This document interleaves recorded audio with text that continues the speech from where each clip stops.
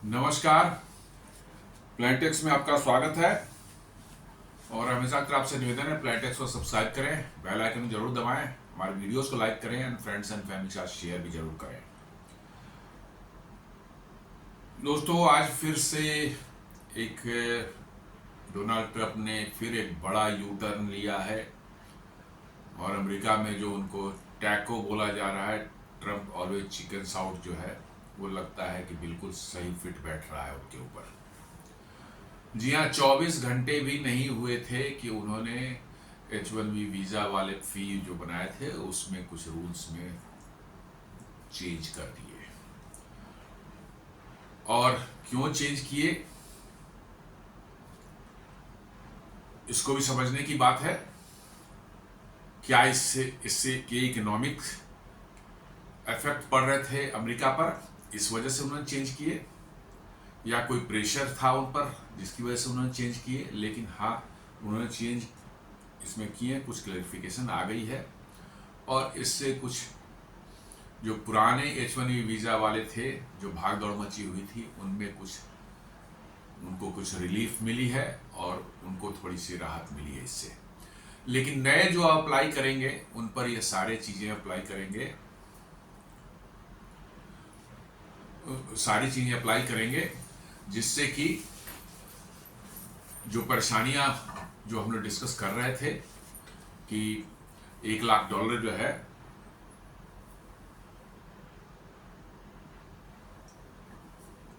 का फी जो उन्होंने लगाया है, इससे H1B वीज़ा मिलना या H1B वीज़ा कंपनियों के लेना आसान हो जाएगा और जो बड़ी संख्या में भारतीय छात्र या इंजीनियर्स, IT इंजीनियर्स पर वहाँ जाते थे, उनको अमेरिका जाने की अपॉर्चुनिटी नहीं मिल पाएगी, नए वाले जाएंगे।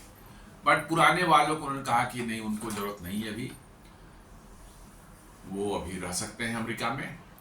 और जो एक हंगामा मचा हुआ था पूरी दुनिया में, जो बाहर H1B वीज़ा वाले इंडिया वापस आए हुए थे, था कि भाई 21 तारीख 12 बजे रात से पहले जो है यदि वो नहीं वहाँ पहुँचे तो उनकी एयरपोर्ट पर ही रोक लिया जाएगा उनको और $1 लाख पे करने के लिए कहा जाएगा। यदि नहीं पे कर पाएंगे तो यूएस में इंटर नहीं कर पाएंगे। वो खतरा अभी फिलहाल टल गया है। लेकिन अमेरिका में जिस तरह से हो रहा है, आप कुछ नहीं कर सकते कब क्या हो जाए। तो H1B visa holders need not rush back to US as White House clarifies fee hike is for the new petitions won't hit renewals। ये हंगामा चल रहा था इसी बीच में, रात में जो है जब डेडलाइन था उसका, अमेरिका में 21 तारीख के 12 बजे रात में जो है, यहाँ का 12 बजे दिन था, उसके पहले ही वहाँ एक क्लैरिफिकेशन आ गया कि ये सिर्फ नए जो पिटिशंस होंगे H1B वीज़ा के लिए उस पर लागू होगा, पुराने वालों को ये इफेक्ट अभी नहीं करने वाला है। और जो बाहर गए हुए हैं H1B वीज़ा जिनके पास है और बाहर गए हुए हैं, they need not rush back to US. ये व्हाइट हाउस का क्लैरिफिकेशन आया।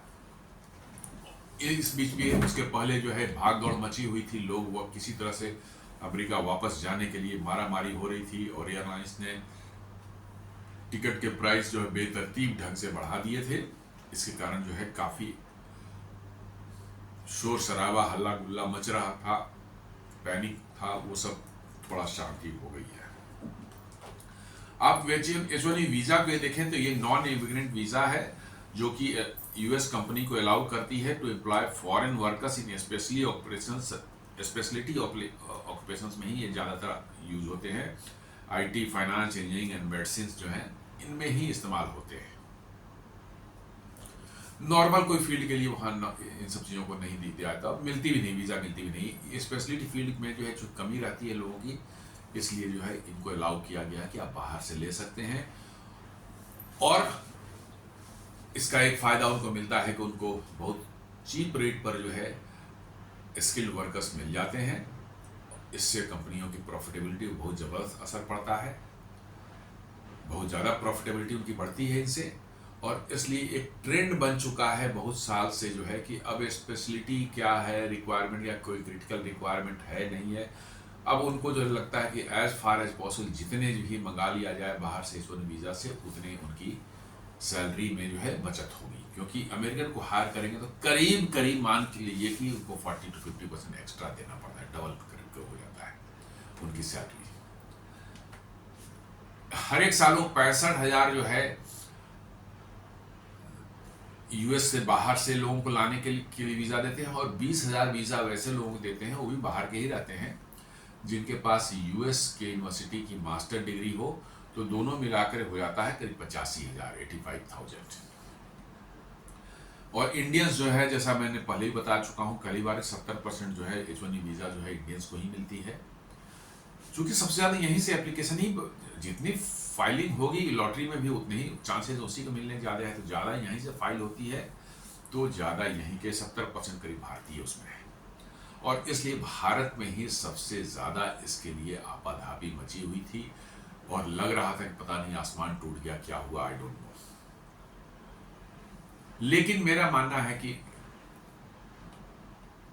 लॉन्ग टर्म में जो है यदि ऐसा होता है तो भारत को इससे फायदा होगा।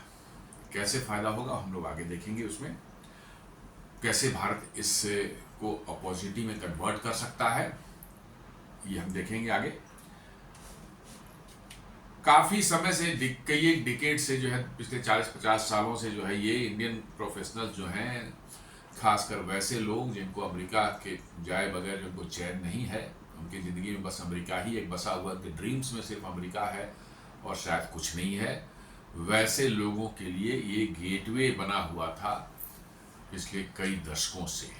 खासकर जो है 80s के बाद से जो है बहुत तेज़ी से इसका प्रचलन बढ़ा है, और बड़े बड़े अपने इंस्टीट्यूशन जैसे IITs वगैरह हो गए, या मतलब कि जो है और भी यूनिवर्सिटीज़ हैं, वहाँ से जो लोगों ने ग्रेजुएशन करते ही उनका पहला एम है कैसे निकल करके इंडिया से भागो, और कहाँ भागो, अमेरिका भागो, ये उनका पहला एम रहता है।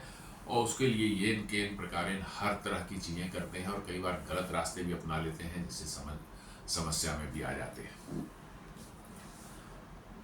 और साथ साथ ये एक इंडियन IT इंडस्ट्री ने जो है, इन्होंने जो अपने ऑफिसेज अमेरिका में खोल रखे हैं, उसके लिए बहुत बड़ा सपोर्ट था, क्योंकि बड़े तादाद में वो इंडियन को यहाँ से ले जाते थे, और इससे जो है उनको बहुत लो वेजेस देना पड़ता, सैलरी देनी पड़ती थी, और उनकी प्रॉफिटेबिलिटी जो है अमेरिकन IT मार्केट में बनी हुई थी। जैसे विप्रो है, TCS है, इन्फोसिस है, HCL टेक्नोलॉजी है, इन्होंने बड़े बड़े ऑफिसेज वहाँ खोल रखे हैं, और बड़ी तादाद में, हजारों की तादाद में वहाँ पर एम्प्लॉयज़ हैं, और उसमें बड़ी संख्या में जो भारतीय हैं। इनको जो है इस H1 वीज़ा के इससे जो है झटका ज़रूर लगना है, क्योंकि इनकी प्रॉफिटेबिलिटी या इनकी कॉम्पिटिटिवनेस जो है वहाँ पर घट जाएगी। ये जो है $1 लाख उन्होंने लगा दिया था, मतलब शुल्क जो उस पर जो है, ये कहा था कि इसका discourage companies from hiring foreign workers. इसके पीछे रैशनल जो कह रहे हैं कि भाई America first and hire America agenda जो है, अमेरिकन एजेंडा जो है डोनाल्ड ट्रंप का जो है, ठीक है। मेरा कहना कि एज ए मतलब कि अपने देश के बारे में यदि डोनाल्ड ट्रंप सोच रहे हैं, तो हम उनको गाली देना या उनके बारे में कोई गलत वो करना जो है, ये सही नहीं होगा। डोनाल्ड ट्रंप का मानना है कि भाई अमेरिकन को पहले हमें देखना है, और विदेशियों को बाद में हमें देखेंगे, पहले हमको अमेरिकन देखना है। ये बिल्कुल सही है। भारत में भी हम लोग डिमांड कर रहे हैं ना कि बांग्लादेशियों को भगाओ यहाँ से। क्यों? क्योंकि भैया हमें, हमारे रिसोर्सेज जो हैं इंडियंस के लिए हैं, भारत के रिसोर्सेज भारतीयों के लिए हैं, उस पर वो दूसरे पर खर्च नहीं होना चाहिए, या दूसरों को पर उस पर अधिकार नहीं है, और उससे जो भारत में समस्या आ रही है, जॉब की समस्या आती है, लॉ एंड ऑर्डर की समस्या आती है, डेमोग्राफी चेंज होता है, बहुत तरह की समस्या आती है। तो हम लोग का डिमांड कर रहे हैं ना कि इनको भगाओ। तो डोनाल्ड ट्रंप यदि कह रहा है कि America first and hire American का जो उनका एजेंडा है, तो इन प्रिंसिपल इसमें कोई गलत चीज नहीं है। डोनाल्ड ट्रंप के साथ समस्या एक ही चीज है कि he is a straight forward person, और वो उनके मन के अंदर जो बात है, सही हो चाहे गलत हो, वो उस चीज को जाहिर कर देते हैं सबके सामने, विदाउट इट। मेरे हिसाब से it is a very good quality of a person, कि उसके अंदर जो चीज है वो सामने से भी वही चीज वो दिखा दे रहा है। तो दिस इज समथिंग, मतलब अभी तक अमेरिकन प्रेसिडेंट जो होते थे बोलते थे बहुत अच्छा अच्छा लगे, लेकिन पीछे से जो है बहुत डैमेजिंग काम भारत के लिए कर रहे थे। ये डैमेजिंग काम ये भी कर रहा है, लेकिन इसने कहा कि हाँ हम डैमेजिंग काम कर रहे हैं, तो that is good. Aimed at reducing reliance on foreign workers mean to push companies to recruit and train American. मैंने उनको कहना था कि अमेरिकन को रिक्रूट करो और ट्रेन करो। The order called restrictions of entry of certain non-immigrant workers took effect on 12:01 AM Eastern Time, September 21, 2025 and is valid for 12 months unless extended। 12 महीने के लिए अभी उन्होंने कहा है कि हमने ये रूल बनाया है, 12 महीने तक जो भी एप्लीकेशन आएगी उस पर जो 1 लाख देना पड़ेगा। बाद में हो सकता है एक्सटेंड हो ना हो तो समय बताएगा, बट एट प्रेजेंट जो है जो नए एप्लीकेशंस आएंगे H1B के लिए उनके साथ $1 लाख का भुगतान करना पड़ेगा, जो कि अब बहुत बड़ा अमाउंट है। इसलिए जो है ऐसा लगता है कि शायद H1B वीज़ा ड्रास्टिकली जो है नए लोगों के लिए जो है वहाँ अमेरिका नहीं जा पाएंगे। और इसमें फिर मैं वही बात बोलता हूँ, लोगों इसको अदरवाइज न लें, कि वैसे स्टूडेंट्स या वैसे पेरेंट्स जो कि अभी से इच्छा बना के रखे उनके बच्चे IIT पढ़ रहे हैं, चाहे NIT या बड़े इंस्टीट्यूट्स में पढ़ रहे हैं या कहीं पढ़ रहे हैं भारत में, और ग्रेजुएशन बाद उनकी एकमात्र इच्छा है जिंदगी की कि उनके बच्चे जो है अमेरिका चले जाएं, तभी समझिए कि जीवन संपूर्ण होगा, नहीं तो नहीं होगा। वैसे पेरेंट्स वैसे बच्चों के लिए जो है बहुत बड़ा ये सेटबैक है, और यदि इसको मैं किसको सेटबैक मानता ही नहीं हूं, क्योंकि यदि उनका बच्चा जो है IIT में पढ़ रहा है, NIT में पढ़ रहा है, इसका मतलब ही मस्ट बी टैलेंटेड, उसमें बहुत अच्छे स्किल्स होंगे, और भारत में वैसे बच्चों के लिए जो है जॉब की कमी नहीं है। और आने वाले समय में मैं बता रहा हूं कि अमेरिका के सारे जॉब्स जो हैं ये भारत ही आने वाले हैं। मैंने पिछले कई वीडियोस में अगेन एंड अगेन रिपीट करता हूं ताकि लोगों के दिमाग में घुस जाए कि कैसे भारत में ग्लोबल कैपेबिलिटी सेंटर सारी कंपनियां बना रही हैं। 1950 ग्लोबल कैपेबिलिटी सेंटर भारत में फंक्शनल है अभी, और 1.9 मिलियन एम्प्लॉय जो है उसमें काम कर रहे हैं। ये ऑफिशियल डाटा है, सिर्फ कोई न्यूज़पेपर की डाटा नहीं है। और 2030 तक जो है 2500 ग्लोबल कैपेबिलिटी सेंटर भारत में हो जाएंगे, और करीब करीब जो है अप्रॉक्सीमेटली जो है 2.5 मिलियन इंजीनियर्स और जो स्किल्ड लोग हैं वो काम करेंगे। तो जॉब कहाँ आना है? यही भारत में ही आना है। अमेरिका में जॉब नहीं आना है अब नया। आप ये गलतफहमी में ना रहें कि अमेरिका में नए जॉब्स आएंगे, बड़ी अपॉर्चुनिटी है। नो, वहां जो अपॉर्चुनिटीज हैं वो श्रिंक होंगी। इस बात को आप मान के रख लें, ये साइकिल है, पूरी दुनिया में ऐसे ही चलता रहता है। अमेरिका में जॉब्स श्रिंक होंगी और भारत में जॉब बढ़ेंगी, और जो भारत में जो स्थित लोग हैं, भारत में रह करके जो है जॉब कर रहे हैं, अपनी करियर बना रहे हैं, उनके लिए आगे आने वाला समय बहुत सुनहरा है। और अमेरिका में जो टिके हुए हैं उनके लिए बहुत अच्छा समय आगे नहीं दिखता।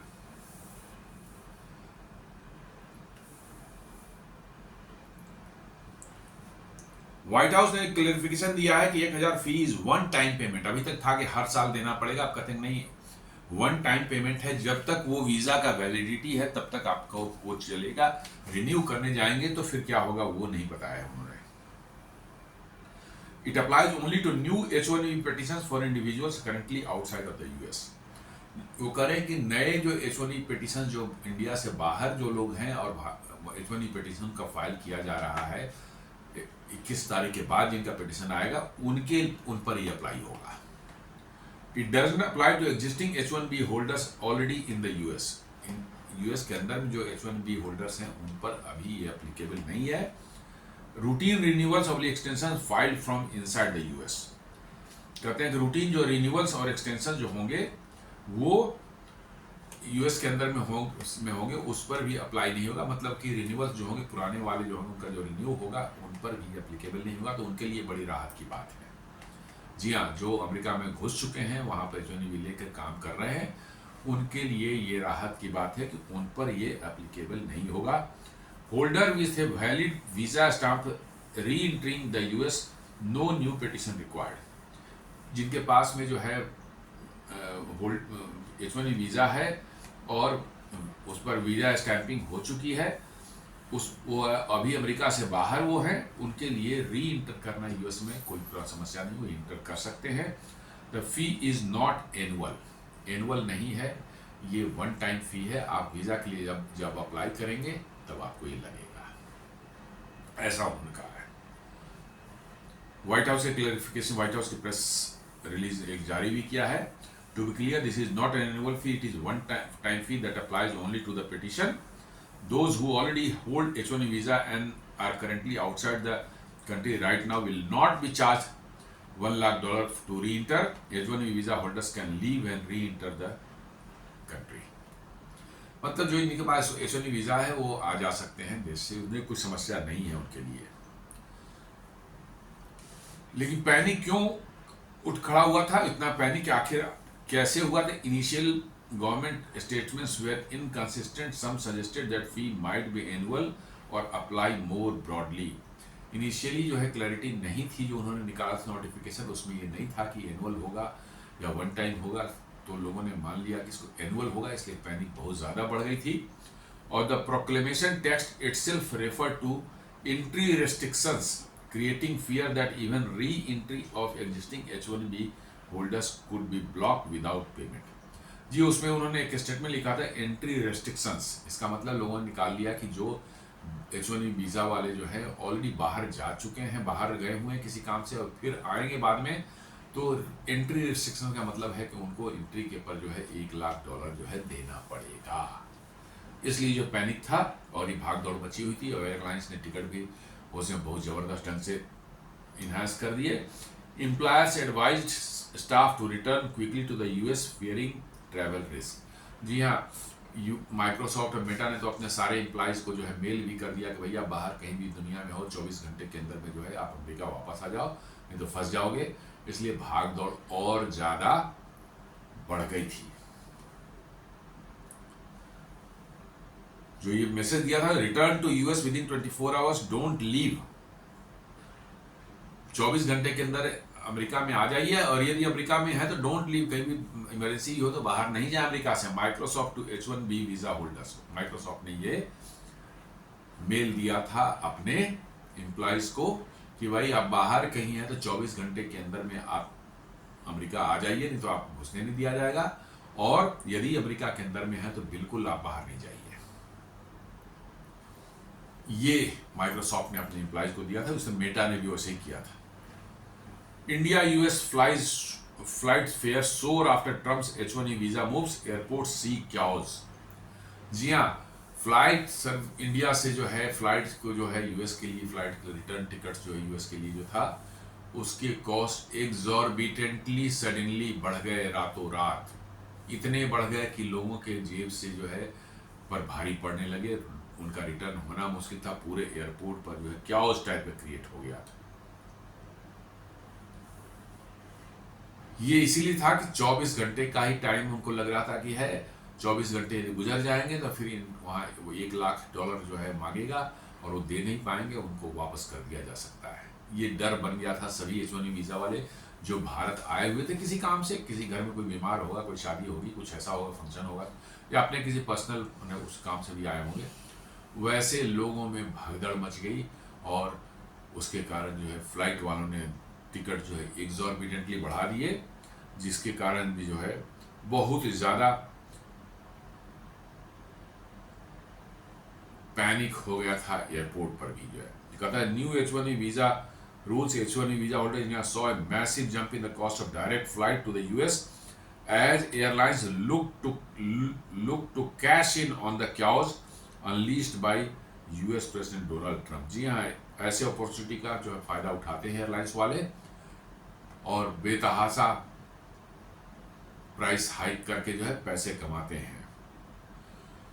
इन बिटवीन जो इसके पहले भारत सरकार ने एक स्टेटमेंट जारी किया था, बड़ा बैलेंस स्टेटमेंट जारी किया था। रणधीर जायसवाल जो है जो स्पोक्स पर्सन है मिनिस्ट्री ऑफ एक्सटर्नल अफेयर्स का, उन्होंने दिया था कि industry in both India and US has a stake in innovation. जी हाँ, भारत और अमेरिका दोनों के का स्टेक है इनोवेशन में। Skilled talent mobility and exchange have contributed enormously to technology development, innovation, economic growth, competitiveness and wealth creation in the United states and India. उन्होंने कहा कि ये सब इनोवेशन वो सब जो है भारतीयों ने भी किया है वहाँ अमेरिका में, इससे अमेरिका को भी फायदा हुआ है, भारत को भी फायदा हुआ है। और फिर आगे उन्होंने कहा कि this measure is likely to have humanitarian consequences by way of the disruption caused for families. Government hopes that these disruptions can be addressed suitably by the US authorities. उनका कि इसे ह्यूमैनिटेरियन क्राइसिस सिखा सकती है। Family वहाँ है, बच्चे वहाँ हैं, हस्बैंड किसी काम से यहाँ आया हुआ है, चाहे वाइफ किसी काम से यहाँ आई हो, वो यहाँ आके फंस जाए, नहीं रिटर्न हो पाए, तो ये बहुत बड़ा क्राइसिस है। फैमिली जो है, आधी फैमिली वहाँ है, कुछ यहाँ है, तो ये बहुत बड़ा ह्यूमैनिटेरियन क्राइसिस हो सकता है।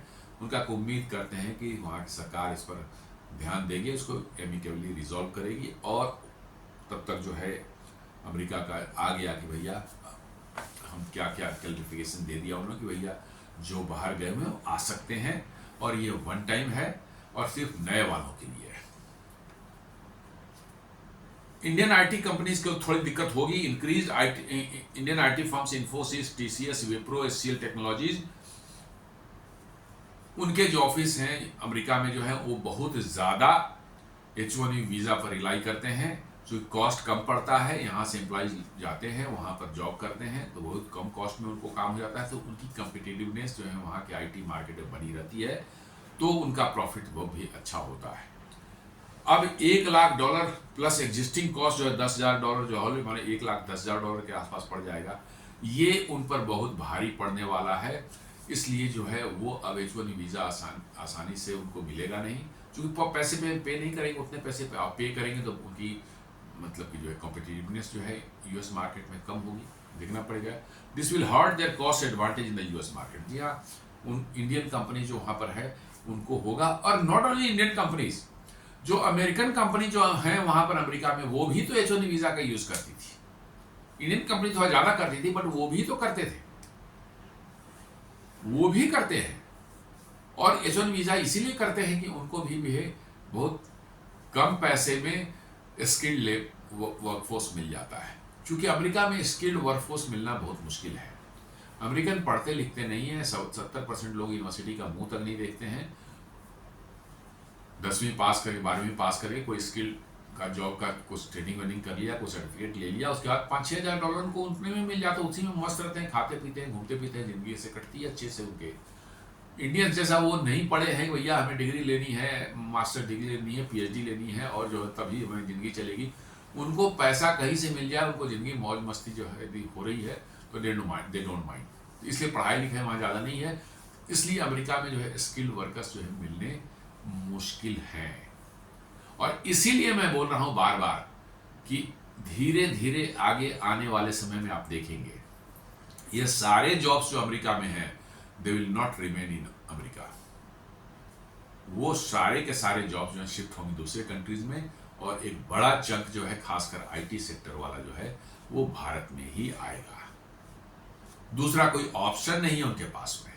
मैं बार बार ग्लोबल कैपेबिलिटी सेंटर की बात करता हूँ। 5 साल पहले ग्लोबल कैपेबिलिटी सेंटर का नाम कोई नहीं जानता था, 1-2 हुआ करते थे, लेकिन कोई जानता होता नहीं था। आज आप देख लीजिए कटिंग एज टेक्नोलॉजी पर पूरा R&D या इनोवेशन वर्क जो है इन्हीं GCCs में होता है भारत के अंदर में। अभी कल की ही एक मैं न्यूज़ पढ़ रहा था कि जापान की एक कंपनी, सेमीकंडक्टर बनाने वाली कंपनी है, वो 3 नैनोमीटर वाला जो है चिप लॉन्च कर रही है। अभी दुनिया में सबसे एडवांस जो है 2 नैनोमीटर का चिप है, जो कि US में जो है एनवीडिया बना रही है, TSMC के नए प्लांट में जो है अभी लगा है। लेकिन उसके जस्ट ऊपर 3 नैनोमीटर का चिप जो है जापान बना रहा है, और उस न्यूज़ के साथ ये लिखा हुआ था कि ये चिप जो है डिज़ाइन कहाँ हुआ है, भारत के नोएडा और बेंगलोर में। उस कंपनी की ऑफिस है इन दोनों जगहों पर। वो GCC ग्लोबल कैपेबिलिटी सेंटर बना रखा है उसने, मैं कंपनी का नाम नहीं बता पा रहा हूँ आपको। और वो उसने प्राउडली अनाउंस किया कि this is designed in Noida and Bangalore. 3 nanometer का जो है चिप, आप समझ सकते हैं, उससे ज्यादा एडवांस एक ही चिप है, वो 2 नैनोमीटर का। और ये 3 नैनोमीटर के चिप कहां इस्तेमाल होते हैं? आज के हाई एंड मोबाइल फोन्स में, रोबोट्स जो होते हैं उसमें इस्तेमाल होते हैं। बहुत ही मतलब कि जो है कॉम्प्लेक्स टेक्नोलॉजी है, और उसकी डिजाइनिंग यदि आपकी नोएडा और बेंगलोर में हो रही है तो आप समझ सकते हैं कि आप किस लेवल तक जा रहे हैं। और अब भारत में सेमीकंडक्टर मैन्युफैक्चरिंग का भी जो प्लांट लग रहे हैं, 6 जगह पर जो प्लांट लगाए जा रहे हैं, उनकी शुरुआत होने के बाद से न सिर्फ डिजाइन भी होगा चिप भारत में, बट मैन्युफैक्चर भी होगा। तो इसलिए मैं कह रहा हूं ना कि ये क्यों ऐसा हो रहा है। इसलिए नहीं कि भारतीय जो है सिर्फ भारतीय ही उस टेक्नोलॉजी को जानते हैं, चाहे भारतीय ही उसको कर सकते हैं, ऐसा नहीं है। It is the cost advantage. US के साथ तो प्रॉब्लम है, उनके यहां तो स्किल्ड मैन पावर ही नहीं है। जी हाँ, स्किल्ड मैन पावर उनके यहां नहीं है। जापान में स्किल्ड मैन पावर जरूर है, लेकिन जापान की भी पॉपुलेशन घट रही है तो उनके यहां भी समस्या है। भारत के साथ डेमोग्राफिक एडवांस ये है कि 35 ईयर से लेस एज वाले लोग हमारे यहाँ, 60% ज़्यादा पॉपुलेशन हमारी 35 ईयर से लेस उनका एज है, रादर कह सकते हैं 30 के आसपास में है। तो आपको जो है यहाँ स्किल्ड मैन पावर की भरमार है। स्किल हो सकता है थोड़ा उसमें कॉम्प्रोमाइज हो जाए, क्योंकि सभी लोग उतने ज़्यादा हाईली स्किल नहीं होंगे, बट संख्या इतनी ज़्यादा है कि उसमें कुछ परसेंटेज भी स्किल्ड वाले निकल जाते हैं तो बहुत बड़ी संख्या हो जाती है। और इसलिए सारे ग्लोबल कैपेबिलिटी सेंटर जो है दुनिया के जो है भारत में ही खुल रहे हैं। एंड मैं इसीलिए बार बार कहता हूं कि अमेरिकन जॉब्स जो है वो अमेरिका में नहीं रहेंगी, वो भारत ही आएंगी। ये हमारे देश के जो है युवा है, नौजवान जो पढ़ रहे हैं, जो अमेरिका जाने के ख्वाब बना रखा है उन्होंने, और अभी जो H1 वीज़ा का ये हुआ है $1 लाख का, इससे उनके अमेरिका पहुंचने पर बहुत बड़ा एक प्रश्न उठ गया है कि पहुंच पाएंगे कि नहीं। मेरा कहना है कि उनको बिल्कुल निराश नहीं होने की जरूरत है। Future is here. जी हाँ, फ्यूचर वहां नहीं, फ्यूचर इज हियर, आपको ये समझना चाहिए। और आपको जो है सारे के सारे आपकी करियर ग्रोथ अपॉर्चुनिटी जो है आपको दिखेंगे अगले 2-4 सालों में, जो है भारत में ही दिखने वाली है। अमेरिका में जितना ग्रोथ होना था हो चुका, अब नहीं, कुछ भी नहीं हुआ। Reduced fresh hiring in the US, smaller Indian startups and mid-size IT firms may stop applying for visa altogether। जी हाँ, ये तो होना ही है। छोटी कंपनियां तो बिल्कुल अफोर्ड नहीं कर पाएंगी $1 लाख देने का जो है पर एम्प्लॉय जो है। New graduates from India might find opportunity blocked. No, I don't agree with that. ये सिर्फ वैसे लोगों के लिए है जो जिनके दिल और दिमाग में अमेरिका ही भरा हुआ है, और दे थिंक कि there is no life beyond USA. America के आगे और कुछ जिंदगी ही नहीं है।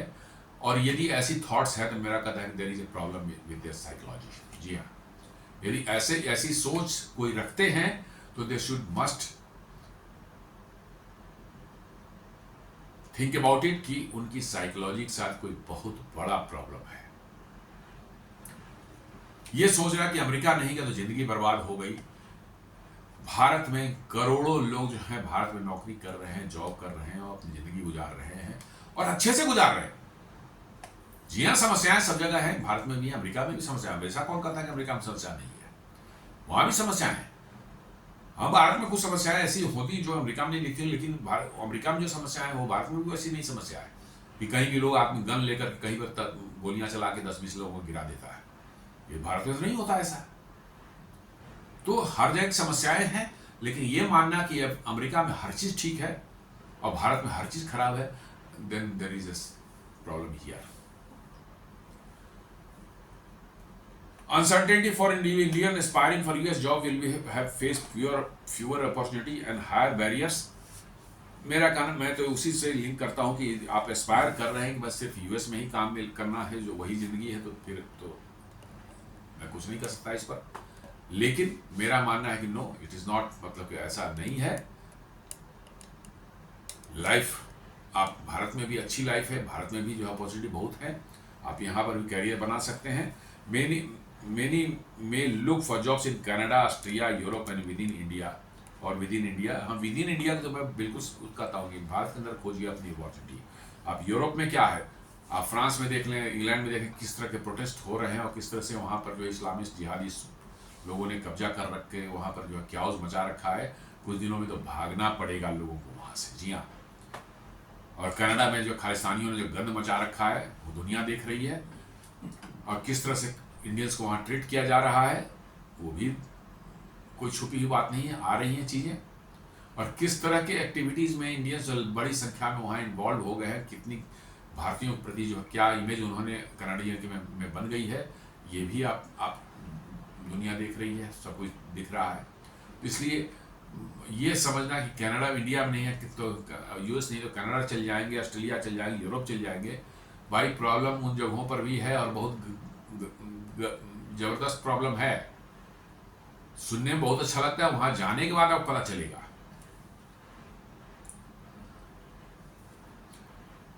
और जैसा मैं कह रहा हूं कि बार बार कि ये इंडिया को अल्टीमेटली बेनिफिट करने वाला है, क्योंकि अमेरिकन कंपनी अब या अमेरिका में जो भारतीय कंपनियां हैं वो अपना वर्क कहां ऑफशोरिंग करेगी, भारत में। क्योंकि अब उनको नए H1B वीजा यहां से H1B वाले लोगों को ले जाना बहुत एक्सपेंसिव पड़ेगा। वो अपना वर्क जो है अपने भारतीय ऑफिस को कहेंगे भैया ये काम वहां से आप करके भेज दो यहाँ पर, हमारे यहाँ आईटी ही तो है, उसमें आना जाना थोड़े यहाँ बैठ कर चाहे वहां बैठ कर एक ही बात है। आप यहाँ बैठ करके जो उसको ट्रांसमिट कर दिया, चला गया वहां पर। तो ये भारत के लिए एक अपॉर्चुनिटी में बदल सकता है।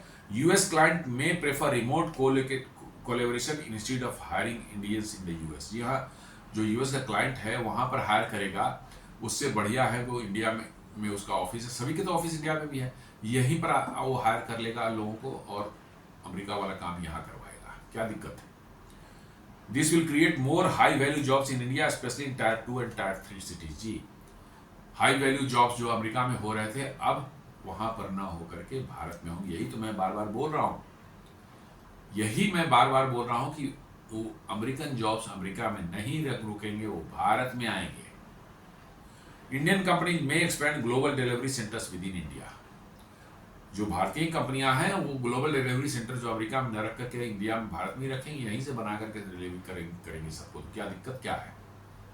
कुछ आईटी में तो कुछ करना नहीं है, आपको कनेक्टिविटी सिर्फ चाहिए। बैठे हो किसी गांव में ही भारत के बैठे हुए हो, आपको पावर चाहिए और इंटरनेट चाहिए, और तो कुछ चाहिए ही नहीं। आप वहीं से बैठ के काम करें, सारा दिमाग खेल तो दिमाग से चलता है। डोमेस्टिक अप स्किलिंग को जो पुश करना पड़ेगा थोड़ा, कि ताकि जो रिक्वायरमेंट बढ़ेगी फ्यूचर में उसके लिए लोग अवेलेबल हों। India will need to train more engineers in cutting edge field, AI, artificial intelligence, cloud computing, cyber security, fintech and blockchain. Already है, कुछ और ट्रेनिंग करनी पड़ेगी। जैसे जैसे जॉब बढ़ेगी उनको अपॉर्चुनिटी मिलेगी। आप कॉलेज से निकलते हैं तो आपको कुछ भी इंडस्ट्री के बारे में कुछ पता नहीं होता। इन्हीं कॉलेज से आने के बाद वर्चुअली कुछ पता नहीं, आपको किसी भी इंडस्ट्री में डाला जाता है, first you need to be trained. तो ट्रेनिंग होगी, आप उनको आप फ्रेश हायर करेंगे, एक आदमी ट्रेनिंग देंगे, दे विल स्टार्ट, और 2 4 6 महीने 8 महीने साल के भर के अंदर में वो स्किल जो एक्वायर कर लेता है। Not a big problem.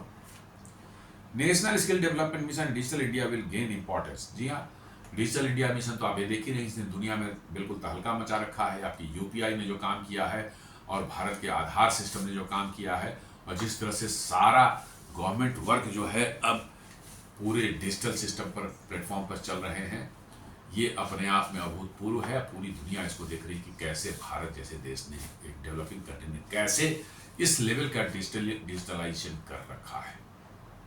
तो ये और बढ़ेगा, और यहीं पर अपॉर्चुनिटीज है दोस्तों। अमेरिका चाहे जो भी लोगों को जितना भी सुंदर लगता हो, बड़ा चमक दमक लगता हो, लेकिन आत्मा कहीं बसती है तो यहीं बसती है। अमेरिका में कोई ये नहीं है, न फीलिंग्स हैं, न इमोशंस हैं वहां के लोगों में, किसी तरह कोई कुछ भी नहीं है। ये सब चीजें आपको मिलती हैं यहीं भारत में। आप काम भी करते हैं और जिंदगी भी जीते हैं, एंजॉय भी करते हैं।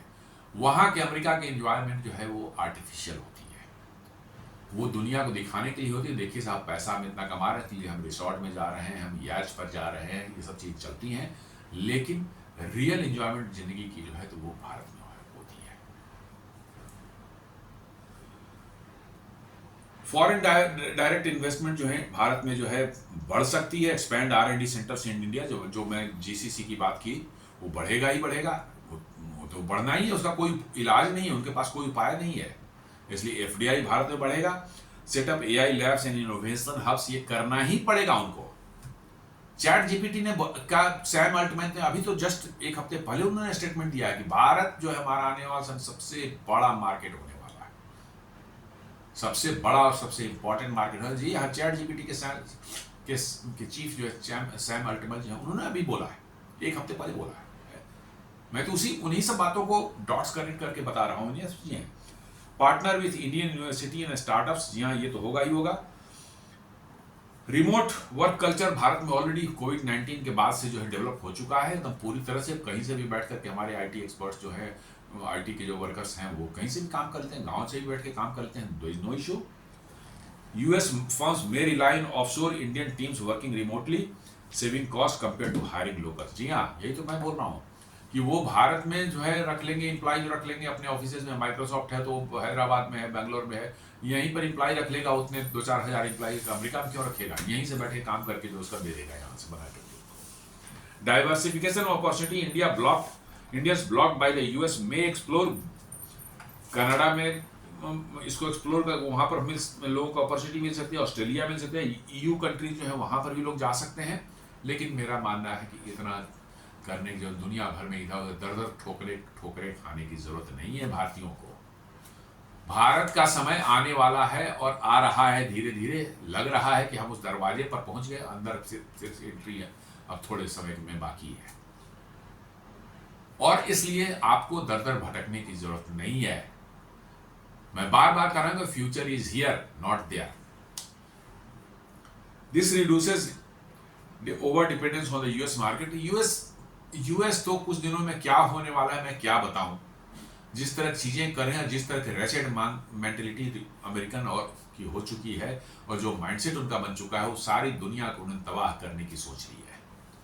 जी हाँ, सारी दुनिया में लड़ाई लगवाना उनका काम है, और लड़ाई लगवा के हथियार बेचना, पैसे कमाना, हर तरह की न्यूसेंस जो है दुनिया में करने की उनकी रही है। इसलिए जो है अमेरिका के बारे में कोई पॉजिटिव रखता है, फीलिंग रखता है, पॉजिटिव वो रखता है, तो भैया मुझे तो ऐसे आदमी के सोच पर थोड़ी सी लगती है कि उनकी सोच पर मुझे थोड़ा आश्चर्य तो जरूर होता है। तो कंक्लूजन में यही अब कह सकते हैं कि Trump's H1B visa policy slams the door on the traditional pathway for Indian going to the US for jobs, but it opens a window for India too. जी हाँ, भारतीयों के लिए उन्होंने दरवाजे बंद किए, लेकिन भारतीयों के लिए भारत में ही दरवाजा खुल गया है या खुल जाएगा, ऐसा मेरा मानना है। यहां पर जॉब्स डोमेस्टिकली क्रिएट होंगे, अट्रैक्ट मोर US इन्वेस्टमेंट भाई, और GCC खुलेंगे और उनके ऑफिसेस खुलेंगे, और ज़्यादा यहाँ उनको जो है अपने सेटअप्स बनाने पड़ेंगे ताकि और एम्प्लॉय को हायर करें, तो भारत का US का इन्वेस्टमेंट भारत में बढ़ेगा। एक्सेलरेटेड डिजिटल इनोवेशन भारत में होगा। ऑलरेडी डिजिटल इनोवेशन दुनिया से बहुत आगे है भारत, लेकिन और ज़्यादा बढ़ेगा इसमें। अब एक आध बार मैं एग्जाम्पल दे चुका हूं ऐसा कि कैसे अमेरिका में जो कोविड सर्टिफिकेट के कागज पर हाथ से लिख करके कोविड वैक्सीनेशन के सर्टिफिकेट देते थे, और वो कहीं खो गया तो फिर आपके लिए दर दर भटक आपको नहीं मिलता। भारत में दुनिया का एकमात्र था जहां पर पूरे डिजिटलाइज कर दिया था, और आज भी आप डाउनलोड कर सकते हैं उसको, अभी भी डाउनलोड कर सकते हैं। आज भी आप चाहें अपना मोबाइल नंबर डालें, आप उसको डाउनलोड कर लेंगे। दुनिया में कहीं नहीं था ऐसा। मोबाइल पर हम लोग दिखाते थे कहीं पर भी जो है अपना कोविड वैक्सीनेशन सर्टिफिकेट। अमेरिका में लोग अपने वैलेट से निकाल के इतना छोटा गंदा सा पुर्जा दिखाते थे। ये तो हमारे जयशंकर जी जो है फॉरेन मिनिस्टर, उन्होंने बताया कि वो अमेरिका गए थे, उनका एक लड़का अमेरिका में रहता है, जॉब करता है, दोनों कहीं रेस्टोरेंट में उसी कोविड के दौरान खाना खाने जा रहे थे, रेस्टोरेंट वाले ने मांगा ये कोविड का वैक्सीनेशन है, इन्होंने अपना मोबाइल से निकाल दिखा दिया। उनका लड़का ढूंढ रहा था अपने उस वैलेट में, बड़ी मुश्किल जिसको मिला, कहीं छुप गया था अंदर, मुश्किल से मिला, और नहीं मिलता तो अंदर नहीं जाने देता। तो इन्होंने पूछा भैया ये क्या मामला, बोला कि हाँ यही पुर्जा मिलते हैं यहाँ पर।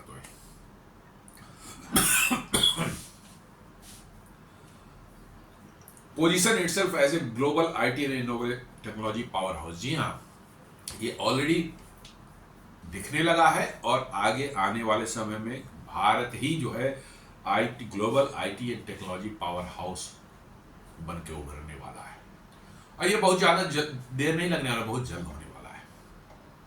सो while the immediate pain is real, the long term opportunity for India could be even be bigger. मैं बार बार इस बात को बोल रहा हूँ कि इमीडिएट पेन आपको शायद लगे कि नहीं, भारत के साथ बहुत बुरा हुआ है, भारतीयों के साथ जो बुरा हुआ है, लेकिन लॉन्ग टर्म में जबरदस्त आपके पास फायदा होने वाला है।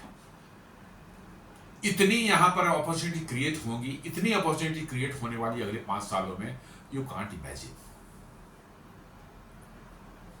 आपके यहां लग रही है माइक्रो, ये क्या कहते हैं, सेमीकंडक्टर के प्लांट्स लग रहे हैं, बड़े बड़े प्लांट्स लग रहे हैं, बिलियंस ऑफ डॉलर की इन्वेस्टमेंट हो रही है।